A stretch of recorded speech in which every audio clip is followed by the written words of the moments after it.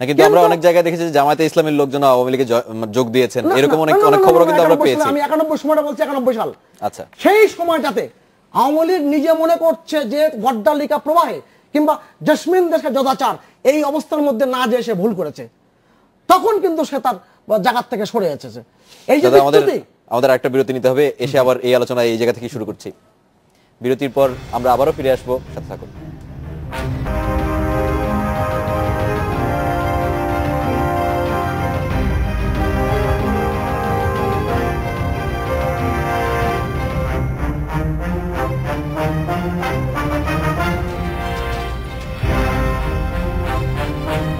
স্বাগত আরেকবার, দেখছেন বাংলাদেশ এখন। স্যার, আপনার কাছেই যাব, আমাদের সময় একেবারেই শেষের দিকে আসছে এবং মূল যে আলোচনায় আমরা ছিলাম সেদিকে একটু ফিরে আসি। 1 বছর তো হয়ে যাচ্ছে সরকারের 5 জানুয়ারি, এবং সেটিকে কেন্দ্র করে আমরা সরকার পক্ষ এবং বিরোধী পক্ষ যারা আছে তাদেরকে দেখছি একটি মারমুখী অবস্থান এবং মুখোমুখি অবস্থানে চলে এসেছেন। এই 5 জানুয়ারির পরে কি মনে করছেন যে কোনো মৌলিক পরিবর্তন আসবে বাংলাদেশে এখন যে রাজনীতি আছে সেটা? মৌলিক পরিবর্তনের তো প্রশ্নই ওঠে না। তার কারণ হচ্ছে যে এই দুইটা রাজনৈতিক দলই ওই নিও লিবারাল ইকোনমিক পলিসি ফলো করে এবং তারা ওই যে গ্রোথ দেখে বেশি উৎসাহিত হয়। আমি কিন্তু এখানে অনেক ক্রিটিক্যাল, আমার অবজারভেশন অনেক ক্রিটিক্যাল। আমি যেটা মনে করি যে আপনি বাংলাদেশে যে রাজনৈতিক অর্থনৈতিক দুর্বৃত্তায়ন ঘটেছে, এই রাজনৈতিক অর্থনৈতিক দুর্বৃত্তায়নের বিরুদ্ধে আওয়ামী লীগ, বিএনপি, জাতীয় পার্টি, জামাত, মূলধারার যে দলগুলো, তাদের কারোরই কোনো বক্তব্য নাই, কোনো কর্মসূচি নাই। তার মানে কি? তার মানে হলো যে এখানে আমি বিএনপিকেও দোষারোপ করি যে আজকে বিএনপির কি প্রোগ্রাম আছে। আপনি বলেন আমাকে যে পিপলের জন্য বা দেশের ভবিষ্যতের জন্য তাদের প্রোগ্রাম কি? তাদের এজেন্ডা তো একটাই, যে ক্ষমতা পরিবর্তন হইতে হবে। আওয়ামী লীগ যাও, আমরা বসবো, বসে কি করব? দুর্বৃত্ত পরিবর্তন হবে, দুর্বৃত্তায়নের পরিবর্তন হবে না। এটা তো কোনোভাবেই কাঙ্ক্ষিত হতে পারে না। আমি যেটা মনে করি সেটা হচ্ছে যে বাংলাদেশের রাজনীতি এবং অর্থনীতির একটা গুণগত পরিবর্তন দরকার, এবং সেই গুণগত পরিবর্তনটা কি সেটা দুই দলকে স্পষ্ট করতে হবে। এখন আপনি বললেন যে আমি অবকাঠামো বানাচ্ছি, আওয়ামী লীগ যেটা বলে যে আমি খুব উন্নয়ন করছি। আপনি কি উন্নয়ন করছেন? ঢাকা শহরে রিক্সাওয়ালা বাড়তেছে না কমতেছে? একসময় ঘোড়ায় গাড়ি টেনে নিয়ে যেত, এখন সেই জায়গাটা দখল করছে মানুষ। আপনি দেখবেন রিক্সার মধ্যে একজন বসে আছে, প্যাসেঞ্জার একজন, চালক একজন। এটা কি? এটা জাতিসংঘের যে ডেফিনেশন যে মানুষের একটা প্রেস্টিজিয়াস এক্সিস্টেন্স, এটা কি কোনো প্রেস্টিজিয়াস এক্সিস্টেন্স এই 21শ শতাব্দীতে, যে একজন রিক্সার মধ্যে বসে থাকবে আর একজন টেনে নিয়ে যাবে বৃষ্টিতে ভিজে এবং রোদ্রে শুকিয়ে? এর নাম উন্নয়ন? এই ধরনের উন্নয়নের যারা ডেফিনেশন দেয় এরা হচ্ছে জ্ঞানপাপী, এবং আমি এইসব জ্ঞানপাপীদের থেকে জনগণকে দূরে থাকার আহ্বান জানাই।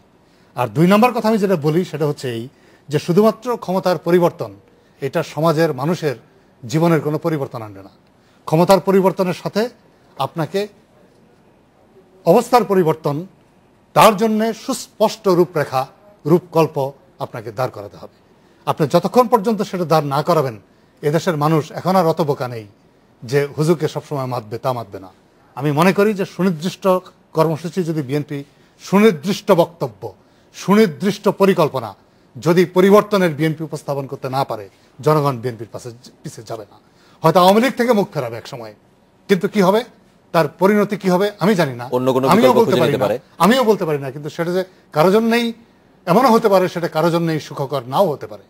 বাংলাদেশ আবার একটা ওই কি বলে যে পশ্চাৎগামিতার চক্রে নিপতিত হয়ে যেতে পারে, যেটা আমাদের কাঙ্ক্ষিত না।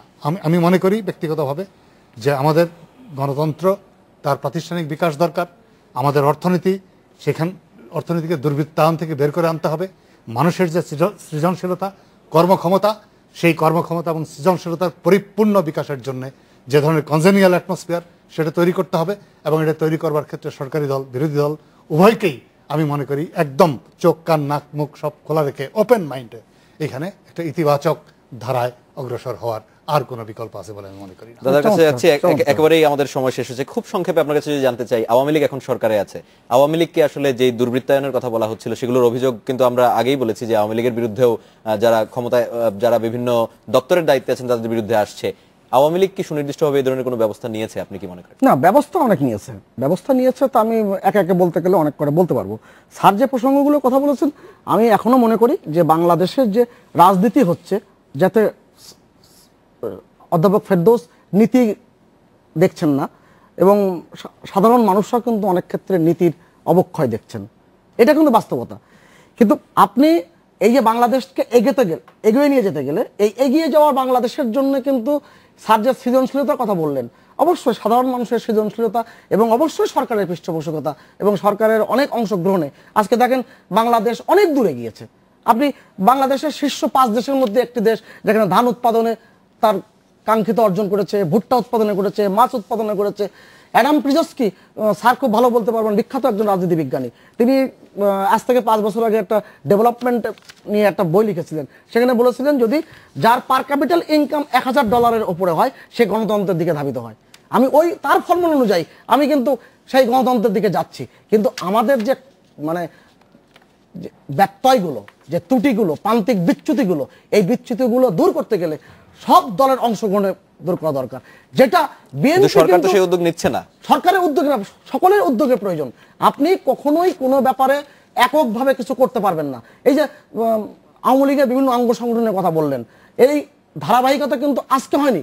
বঙ্গবন্ধু মৃত্যুর পর যখন রাজনৈতিক দলের নিবন্ধন, আমি বলি নিবন্ধন যখন চালু করা হলো, তখন শর্ত দেওয়া হলো যে ছাত্র সংগঠন না থাকলে তাকে নিবন্ধন দেওয়া হবে না।